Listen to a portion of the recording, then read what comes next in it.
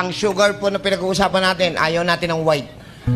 Kung gusto mo talagang gumaling ka, okay, stop eating white sugar. The healthiest is the muscovado. Tama? Alam niyo yun? O kung medyo namamahalan kayo sa muscovado, pwede na yung segunda. Alam niyo yung segunda? Okay. Ano ang tamang oras ng pagkain ng sugar na matamis? Okay, the crucial mistake we make is when we eat sweets as a snack. So, bawal na bawal tayong kumain ng sweets bilang snack. Pwede po siya right after meal. This way, your blood sugar levels go up, causing sugar spikes and crashes, leaving you tired and nervous. If you can't resist the temptation, treat yourself with some dessert right after main meal. Ayun. So,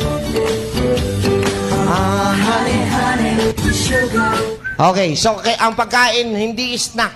Wag snack. Kaya nga, during snack time at mahilig kayong mag-soft drinks, carbonated drinks,